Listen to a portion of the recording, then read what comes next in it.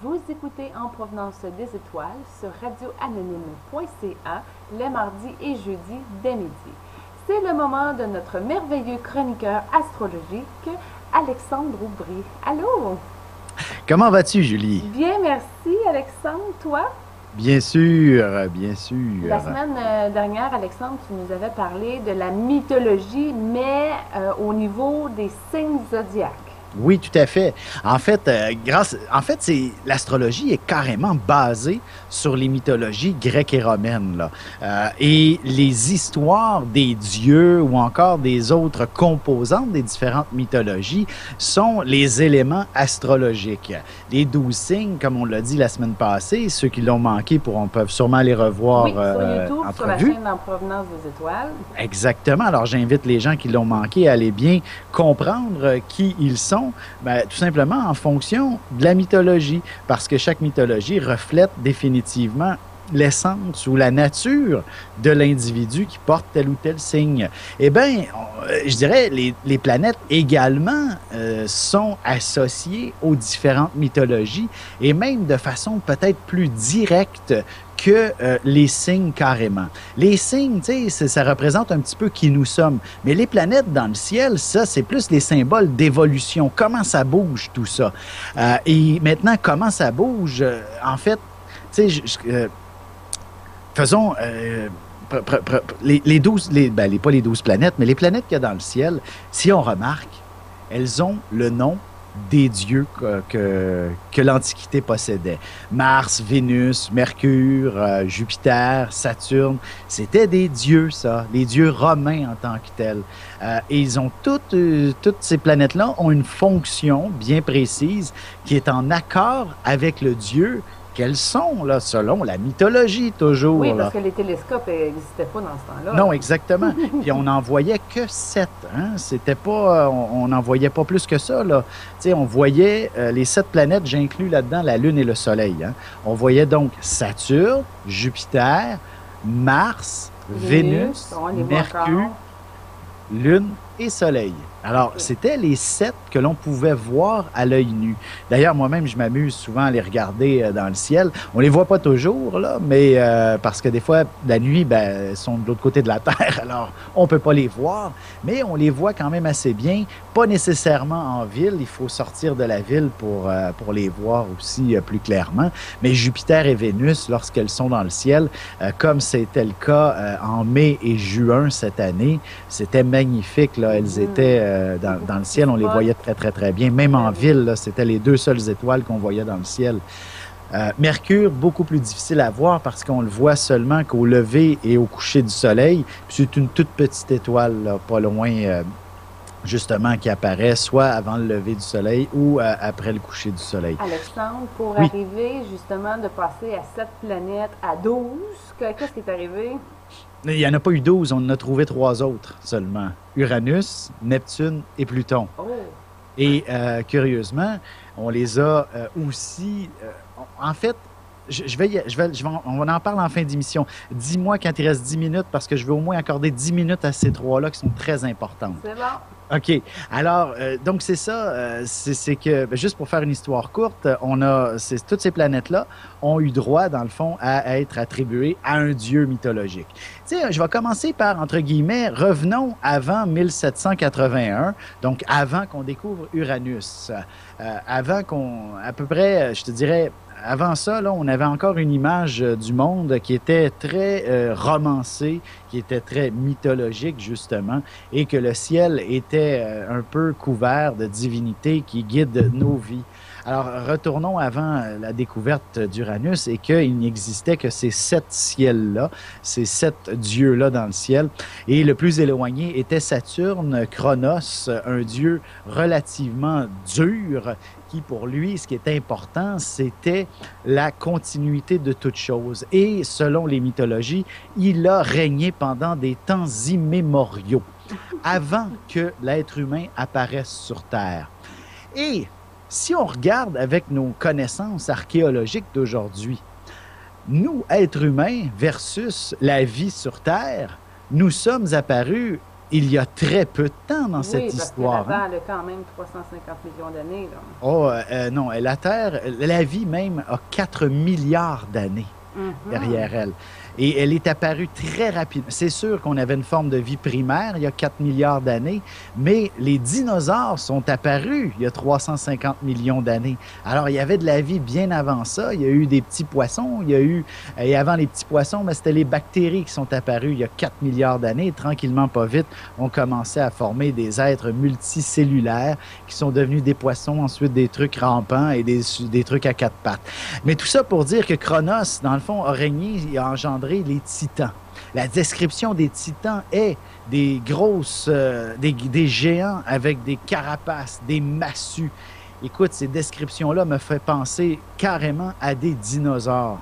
Donc, je me dis, peut-être que la mythologie avait à quelque part raison, en se disant Cronos, donc Saturne, a régné pendant des temps immémoriaux, donc pendant des millions d'années, le temps du règne des dinosaures probablement, et n'a pas laissé place à l'évolution d'une humanité. Là. C'est interdit, il fallait que tout reste pareil. Et curieusement, dans le fond, après, ce que je veux dire, c'est voilà, cette divinité-là va représenter, dans le fond, à l'intérieur de chacun d'entre nous, notre sens des responsabilités, parce que le sens des responsabilités, c'est un petit peu la continuité ou l'aboutissement de nos projets. Alors, c'est un peu dans cette optique-là qu'il faut voir ce Dieu-là, qui est une partie de nous-mêmes. Si je vais un peu plus près, on a le dieu Jupiter ou Zeus, qui, lui, a pris le pouvoir en renversant son père.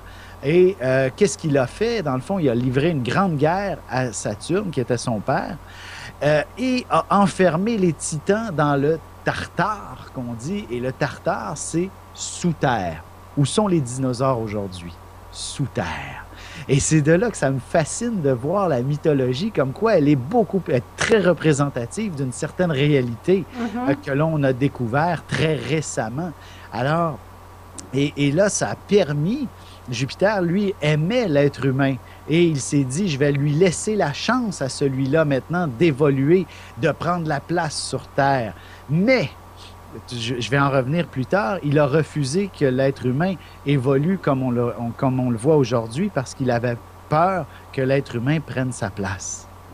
Et si on pense aujourd'hui, nous, êtres humains, nous avons probablement dépassé les dieux de cette antiquité-là, c'est-à-dire les dieux avaient le pouvoir de télépathiser, avaient le pouvoir de voler, avaient la force de détruire le monde, c'est ça. Et aujourd'hui, nous avons déjà tout ça. Nous avons inventé des pelles mécaniques, nous avons inventé l'avion, nous avons inventé le téléphone. Bref, on a dépassé, entre guillemets, les dieux sur un plan, oui, physique, là, un plan...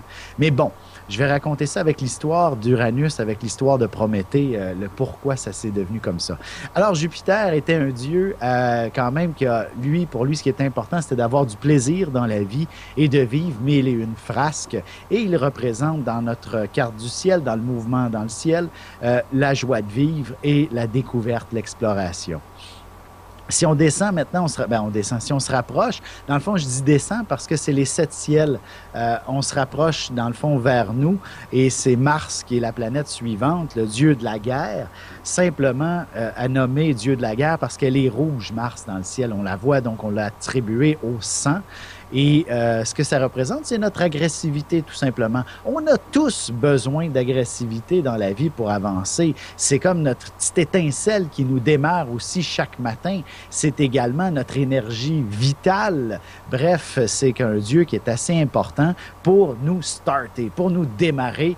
Et libre à nous de ça explose en colère ou encore en course à pied. Tu comprends? Bien canalisé, Mars amène beaucoup de succès dans les affaires, l'intégrité. J'aime beaucoup la vibration de Mars, mais... C'est ça, il faut bien canaliser cette énergie-là. L'autre planète suivante, c'est Vénus. Dans la mythologie, elle est clairement attribuée à la beauté, à l'abondance aussi. C'est Aphrodite chez les Grecs. Donc, c'est une planète qui va amener l'harmonie, l'équilibre, la beauté et l'abondance. On disait que lorsque Vénus arrivait sur Terre, elle transformait les champs de blé en or. Alors, c'est un peu cette image-là, mais en même temps, elle était aussi associée à l'amour, mais en même temps, pas juste à l'amour, à la au désir entre les gens. Elle activait, dans le fond, le désir, puisqu'elle était toujours accompagnée par Eros, qui était son fils, et qui, lui, Eros, c'est Cupidon, en réalité, aussi chez les Romains. Donc, avec son arc et sa flèche, venait rendre l'amour entre deux personnes. Alors, c'est une planète, donc, associée à cette réalité-là du désir, mais en même temps de la beauté et de l'amour. Mercure, messager des dieux, Hermès chez les Grecs, il a donné la communication entre les gens parce que c'était ça son métier d'une certaine façon, c'était de donner les messages que Jupiter, roi des dieux, le plus grand des dieux, amenait, il le disait à Mercure et lui, grâce à ses pieds volants, il y avait des sandales ailées, pouvait aller distribuer les messages autant aux autres dieux qu'aux mortels sur Terre. Alors, c'était le messager des dieux et c'est donc la planète. Moi, je suis née un mercredi, donc je suis avec Mercure. Bon, si on veut l'interpréter comme ça, oui. Ça ne fait pas partie de l'astrologie, mais effectivement, il y a une certaine base qui vient recouper des systèmes de régence de l'Antiquité. C'est les Égyptiens qui avaient attribué ça à des jours, les 7 jours de la semaine. Les Africains aussi, ils nous portent même la journée de leur nom, quand ils naissent, là, dans leur nom de famille, dans leur prénom, ils ont la journée qu'ils sont nés dans leur nom. Ah oui? Oui. D'accord. Alors, c'est ça, Mercure, d'une certaine façon, c'est lui qui nous permet d'échanger en ce moment, toi et moi, là, notamment, Julie. C'est grâce à Mercure que l'on peut se comprendre. Mm-hmm. Quelqu'un qui a un Mercure de mal placé dans le ciel, il y a de la difficulté à s'exprimer, par exemple. Donc, c'est un petit peu ça. Et parfois aussi, il peut y avoir des jours où on a de la difficulté à s'exprimer pour une raison ou pour une autre. C'est peut-être parce que Mercure est en mauvais aspect avec la Lune. Bref, il y a beaucoup de symbolique donc associée à la communication. Et les deux astres les plus importants, la Lune va représenter dans le fond toute notre sensibilité, notre côté maternel, notre sens de la protection. Dans le fond, c'est là où c'est la boule d'émotion se trouve dans la Lune. La Lune dans le ciel, écoute, elle est associée à la maternité parce que quand il fait nuit noire, chaque être humain peut avoir une certaine angoisse de l'inconnu. On ne voit pas ce qu'il y a devant nous dans la nuit, c'est très sombre, mais la Lune apporte une petite lueur qui nous permet au moins de trouver une place confortable pour dormir jusqu'au lever du soleil, jusqu'à la sortie des ténèbres, par exemple. Donc, c'est un petit peu ça. C'est pour ça que la Lune est associée à l'instinct maternel qui protège l'enfant durant la nuit quand il a peur, bref, pour le couver. C'est un petit peu ça l'idée. Et le soleil, la planète, dans le fond, centrale, qui représente notre cœur, tout simplement. Le Soleil se trouve au centre du système solaire. Alors, le Soleil va représenter notre signe que l'on connaît, que toi, tu es Scorpion, et ça représente le centre de notre être, carrément. Alors, c'est pour ça qu'on se reconnaît assez bien lorsque l'on identifie les 12 signes, parce qu'il s'agit véritablement de notre signe. Qui sommes-nous fondamentalement? Quel est notre cœur? Comment il a envie de briller et de vivre? Ben voilà, c'est à travers le soleil. Le soleil qui est tout simplement, dans le fond, de toute culture, l'astre le plus important, et même en astrologie, il est retenu comme l'astre le plus important, d'une certaine façon. Il est représenté par Apollo, comme dieu. L'Apollo, c'était le dieu de la beauté. C'était un homme qui avait une beauté... comment je pourrais dire, indescriptible. Tu sais, je veux dire, tout le monde qui le voyait tombait sous le charme parce qu'il avait aussi une lyre qui, lorsqu'il en jouait, tout le monde en était hypnotisé, là, parce que c'était une sorte de beauté, un charme extraordinaire, comme le soleil dans le ciel. Puis là, je veux vraiment parler des 3 dernières planètes qui ont été découvertes dans l'histoire récente, si on veut. Tu sais, je veux dire, moi, je suis un fanatique d'histoire. Alors, pour moi, l'histoire de l'humanité date de plusieurs siècles. Et donc, 1781, qui est l'apparition d'Uranus pour la première fois au télescope, a été un moment très important dans notre histoire de l'humanité, dans notre histoire proche, en réalité. Ah oui, pourquoi? C'est l'histoire, écoute, l'histoire humaine, selon moi, elle a au moins 20 000 ou 30 000 ans derrière nous. Les premières civilisations, premièrement, les civilisations officiellement reconnues par l'archéologie, c'est l'Égypte et la Mésopotamie, donc environ entre 3 et 5 000 ans avant Jésus-Christ. Là. Ils se sont installés là. Mais des découvertes font croire qu'il aurait pu y avoir d'autres choses de beaucoup plus vieux, mais on n'a encore absolument rien officialisé. Puis selon moi, j'ai bien l'impression qu'on a un petit... parce que le déluge, on l'a probablement daté, il daterait de 14 000 ans à peu près avant Jésus-Christ. Et c'est la fonte des glaciers. Dans le fond, on terminait l'ère glaciaire et probablement qu'à travers cette période-là, il y avait de la civilisation et c'est pour ça qu'on a retenu à la fois par les différentes mythologies cette réalité-là et il y avait de la civilisation dans les mythologies là, au moment du déluge. Alors, ça serait probablement cette dynamique-là et que puisque, dans le fond, écoute, faudrait être scientifique pour bien l'expliquer. Oui, non, excuse-moi Alexandre, je voulais savoir pourquoi qu'en 1791, la découverte d'Uranus a été quelque chose de remarquable. De remarquable? Excuse-moi. Oui, il n'y a pas de problème. Même moi, je pourrais en raconter pendant des heures sur cette réalité-là. Ce qui a été remarquable, c'est premièrement 1781, sans tenir compte de l'année, mais bien des décennies autour, avant et après. Ça a été le tournant pour l'humanité au complet, là. Un tournant très important. On était en pleine guerre aux États-Unis d'indépendance. C'était la même chose en Europe. L'Europe était à feu et à sang contre la monarchie. On avait un élan de liberté.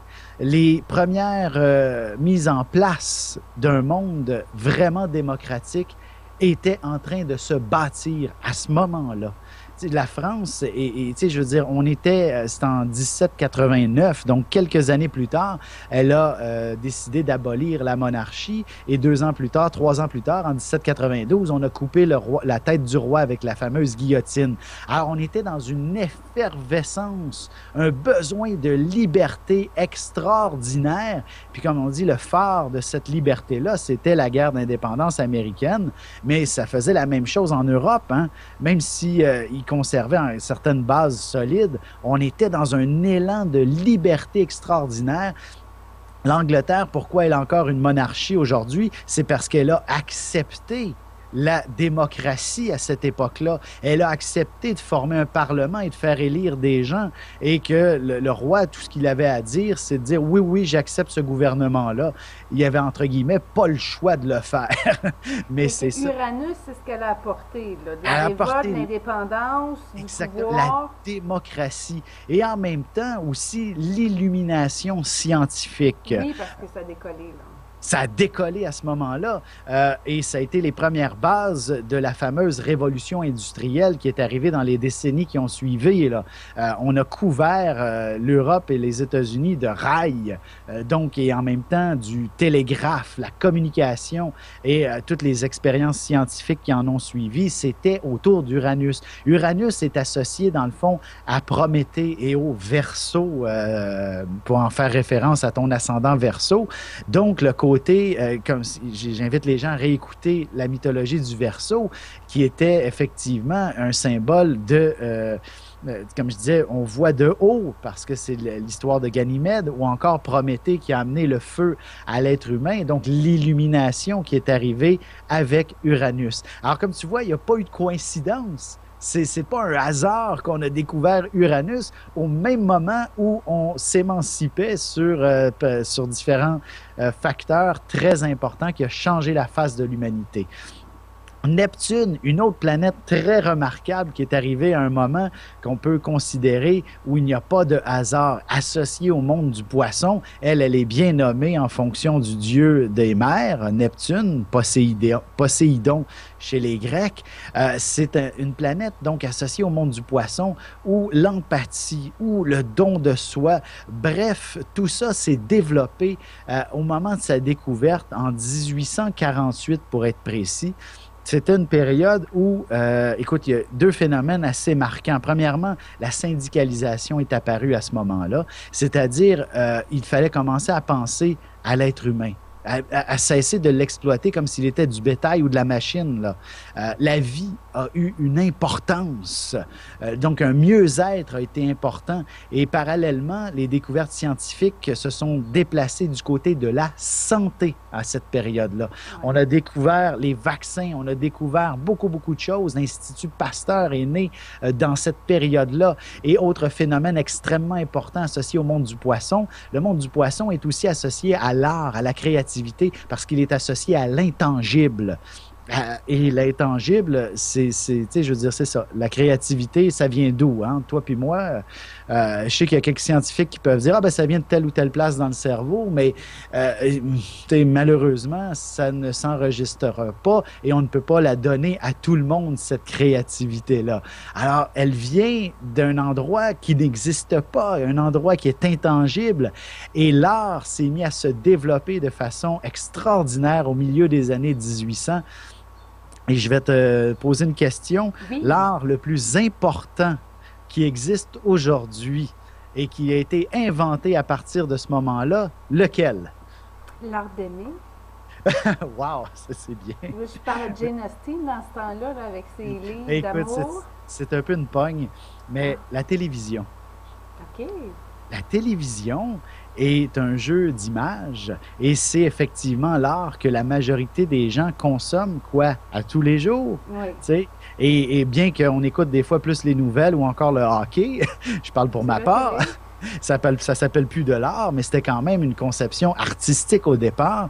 Et voilà, qu'est-ce qui est apparu à peu près au milieu des années 1800, en même temps que Neptune? La photographie. Et la photographie est à la base du cinéma et à la base de la télévision.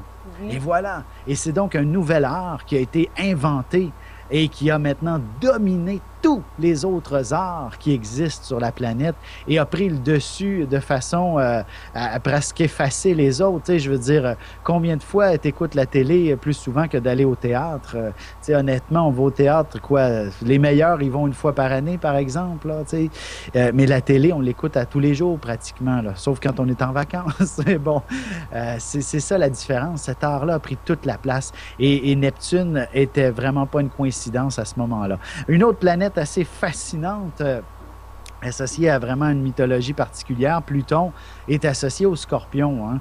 Et si on se rappelle, la semaine dernière, le Scorpion, je disais, c'est le signe de la grande transformation. On fait un grand nettoyage par le vide. Il a été découvert en 1931. Puis je sais que tu es allé voir le planétarium, donc ils t'en ont parlé, mais il y a aussi une autre histoire qui est peut-être un peu moins, ils l'ont moins expliqué.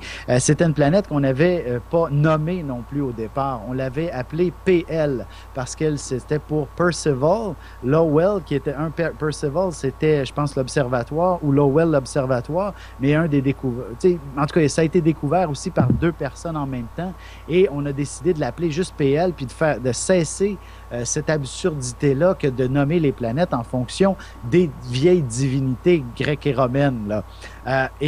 Par contre, un journaliste a compris que PL devait dire Pluton, et ça n'a pas marché, ce que les scientifiques ont voulu faire. Et voilà, un pauvre journaliste pensant qu'il s'agissait de Pluton, le PL a dit c'est Pluton, et bien ça a resté dans les annales et ça a resté écrit. Et voilà, Pluton a été quand même baptisé sous le nom d'un dieu romain. Alors, ce dieu-là, le dieu des enfers... Ah, des enfers! Fait que c'est lui qui ouvre la porte. À la destruction, au nettoyage par le vide. Oh là là. Et 1931, qu'est-ce qui est un peu apparu à ce moment-là? La crise économique. Ben, on était dedans, mais surtout la bombe atomique. La bombe atomique, exactement. Le pouvoir de détruire la planète est apparu avec Pluton. Alors, on va me dire, ben non, la première bombe, c'est en 1945, mais il a quand même fallu... Il faut le découvrir, il faut faire des tests. Exact. C'est ça. C'est ça. C'est la théorie d'Einstein qui a pu être validée à ce moment-là. Et effectivement, comme tu dis, c'est de pouvoir faire exploser l'atome sur le plan concret. Ça a pris une décennie et demie de recherche et d'expérimentation pour y arriver. Mais on y est arrivé à peu près, je veux dire, théoriquement, on y est arrivé au moment où on a découvert cette planète-là. Et c'est ça, Pluton, c'est, dans le fond, c'est la planète qui vient nous dévoiler notre pouvoir de nous autodétruire. Mais en même temps, le pouvoir de s'autodétruire est très, très puissant. Comme Mars, quand il est bien canalisé, on peut accomplir de grandes choses aussi. Hein? Les premières belles choses que, justement, la découverte de l'atome a amené, les centrales nucléaires, qui a amené quand même une énergie assez propre. Tu sais, brûler du pétrole continuellement, c'est pas l'idéal. Au moins, le nucléaire n'a engendré aucune pollution pratiquement. Tu sais, je veux dire, il fallait juste apprendre à se débarrasser des certaines émissions radioactives, qui est relativement plus facile de se débarrasser que de la pollution dans l'air du pétrole et du charbon qui brûle. Alors, c'était une énergie très propre, très puissante aussi. Alors, quand même, le nucléaire a apporté quelque chose. Des bons soins médicaux. Exactement, exactement. Alors, c'est pas que négatif. De toute façon, il y a deux côtés à toutes les médailles. Oui, c'est ça. Toute mythologie a quelque chose.